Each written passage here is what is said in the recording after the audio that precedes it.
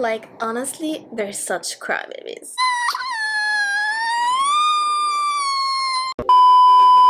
Hey you guys! I'd like to welcome you back to another astrological sister sign video of mine. Today we're going to be talking about the Cancer-Capricorn axis.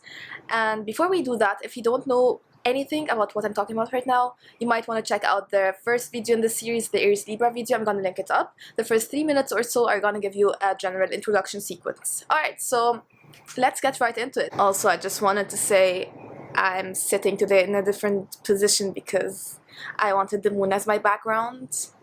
Because Cancer is ruled by the moon. We'll get into it later.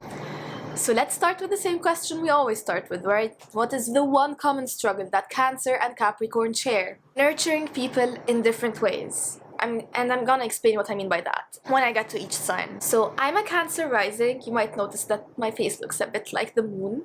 Like I have really chubby cheeks and plump lips and big eyes, and I just look at the moon and then look at my face and you're gonna see something there.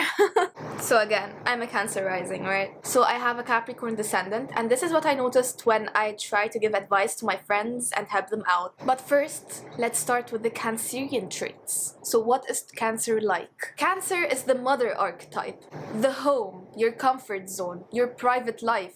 It is ruled by the moon, and thus Cancer is extremely crabby and moody when it comes to their feelings, because just like the moon changes cycles, so does Cancer. Cancerians are one of the most nurturing and affectionate signs in the entire zodiac, if not the most, to the point where they can sometimes smother you with their care and nurturing energy.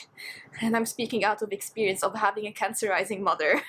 But what about Caps? Capricorns are ruled by Saturn, the planet of karma, the father who teaches you an important yet harsh lesson. Saturn also rules time, meaning that whatever you're being taught by it right now needs to sit, like you need to get that, and it needs to never vanish again. So it might take you some time to actually go through something and master it. By the end, Saturn is done with you. So I've said before that I'm a Capricorn descendant, and this just means that whichever sign sits in your 7th house, that is directly opposite of your 1st house, is basically the opposite of who you are.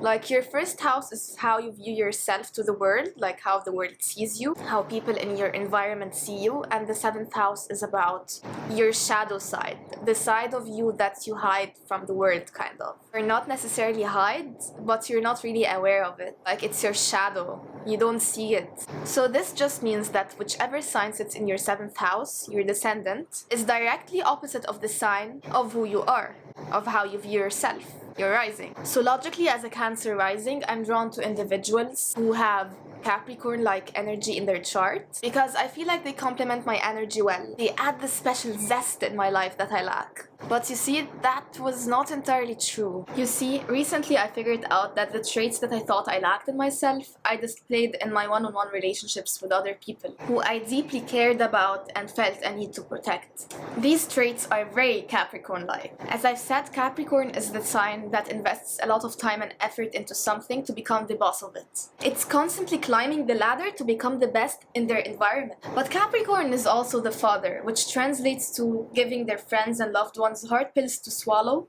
in very practical terms with zero affection and nurturing energy, because that is their way of helping those loved ones. If I had to act like a Capricorn, they'd be like, look, you need to do this right now in this way if you like it or not, because if you don't, you're gonna suffer a lot. It's your choice. Whereas Cancer in a similar situation might be like, hey, I know you're suffering, I know you're having a hard time right now, but please hear me out. I love and care for you, and I can't stand seeing you like this anymore. So please, could you please consider getting this done soon so this vicious cycle could end for you? So you might ask yourself now, aren't these two energies completely polar opposites? Well, yes and no. Yes, Cancer and Capricorn are very different in the way that they help their loved ones out. One goes about this in very practical manners, whereas the other gives it a more nurturing, affectionate, and considerate approach. And the truth is, we need both energies inside of us to function normally as a human being. We need both, the mother and the father. Both are trying to help, both are trying to nurture, but the way that they are expressing this side of them is completely different. I've told you earlier that I'm a Cancer rising and viewed myself as nurturing and affectionate towards the people in my inner circle, right? Well, having a Capricorn descendant, in other words, my shadow side, makes me unaware of the way that I actually treat people that I care about when they're put in very difficult situations. As a Capricorn descendant, I have no problem telling people off when I see that they might be actually harming themselves or putting themselves in a rather difficult situation. And I don't shy away from difficult confrontations. I rather face them head on, in a very practical sense. It doesn't matter to me if this person starts crying. My Cancer rising might give them a hug later. But for now, there's this problem that needs to be taken care of, and they need to be listening to some hard truths now.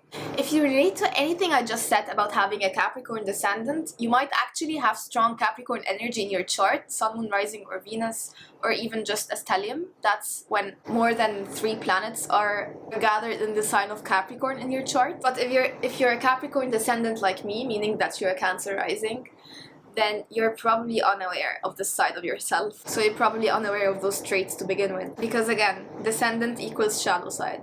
To summarize, Cancer could learn from Capricorn how to face problems head on instead of trying to sugarcoat everything to the extent where people are over-nurtured and they stop taking care of themselves. Because Cancer, you're already doing that for them. And Capricorn could learn from Cancer how to be more affectionate and caring. Because sometimes it's not enough to care from the inside. You gotta show it on the outside as well, through little encouraging words and some physical affection. Alright, so this was your Cancer Capricorn axis video in my astrological sister sign series. I hope you had fun watching it and you found it informative. If you did, you could help me and this channel by liking, sharing, or subscribing. And comment down below if you have strong Capricorn or Cancer energies in your chart, and let me know how it resonates for you. I'll see you in the next video. Bye!